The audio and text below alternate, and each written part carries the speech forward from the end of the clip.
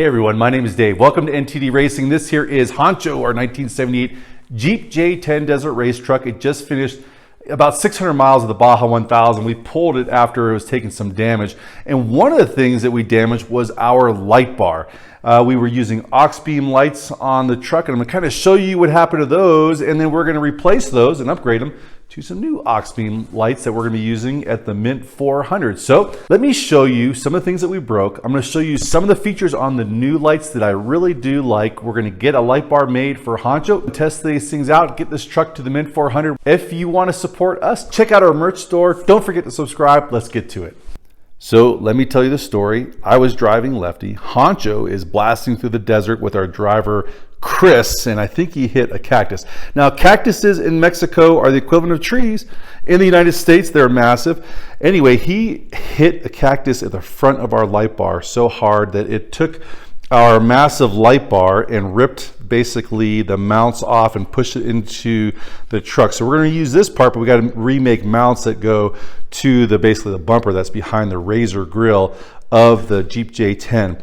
So these lights were sitting on top of it, and what happened was these were pressed all the way back into the grill. I had to pound the grill out because it was completely damaged. And on the very back, you can kind of see we took a little bit of damage to the Deutsch connector, and it kind of broke there. We were able to just put it right back in there. It just didn't clip in, but it held itself in, and these lights worked for not only the Mint 400, but also the Baja 1000, which is totally saying something about the durability of anything, that if it makes it through Baja 1000, it's durable.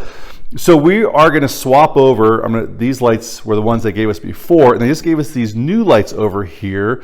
And let me just show you some of the things I think are a little bit different and I really like about these lights compared to the old AuxBeam lights or just lights in general. I feel like I'm the pro with lights in general. First off is the look. Now, I really like these lights, but I thought that the yellow accents, maybe, and this is a personal preference thing, didn't go so well with the iconic Razor grill of the old Jeep J10s, where these are going to look, I think, amazing. The color is right, the shape is right.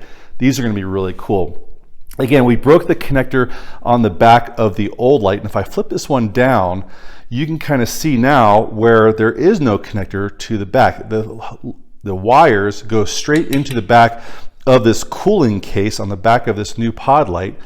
And there, at the very end of it, we have a Deutsch connector, which is really awesome. These things have been great. They're totally waterproof. We've never had a failure with one of these type connectors. And I think most, major brands, we go with 4 different brands of lights, and they all are using those same connectors. So to wire these things up, again, another benefit, and this is the only brand that I know that's doing this, is that when you order the lights, you are also getting the full wiring harness with them. Most of the other ones, you have to purchase that separately.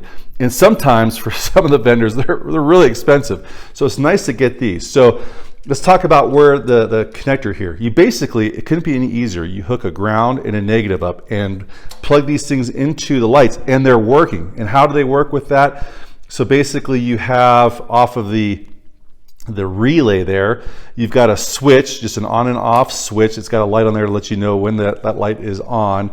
It's going to engage the relay. The relay will send power down. It's going to split itself into 2 separate Deutsch connectors. Now this connector right here will fit, and this is, I think, is pretty much the same wiring harness that we already have in Honcho, and it will fit in the older lights, just exactly the same. But what they give you now is they give you this additional connector, which I have connected over here.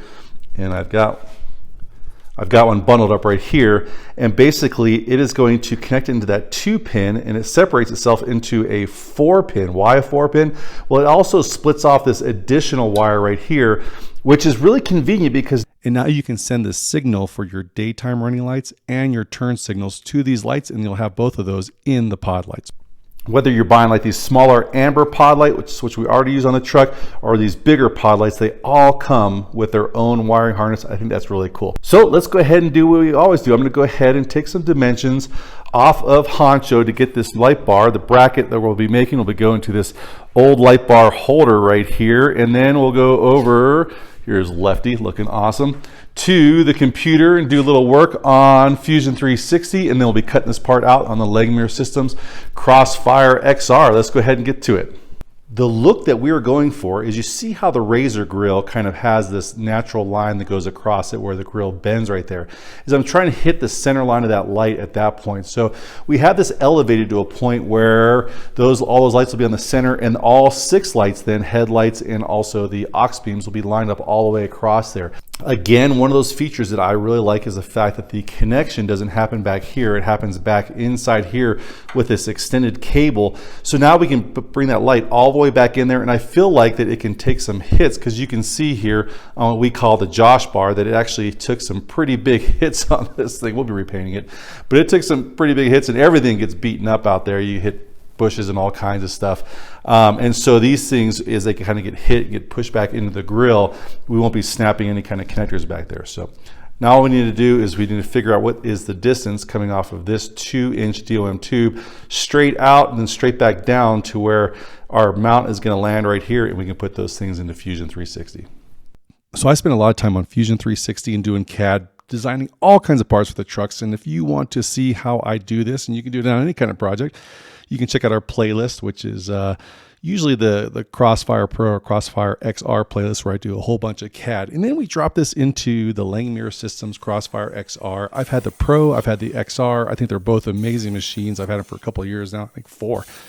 And if you're interested in putting one of these in your shop, then code NTDRacing will get you $100 off. Or if you click on the link below, you can find out a whole bunch more information. It'll take you right to the Langmuir Systems webpage.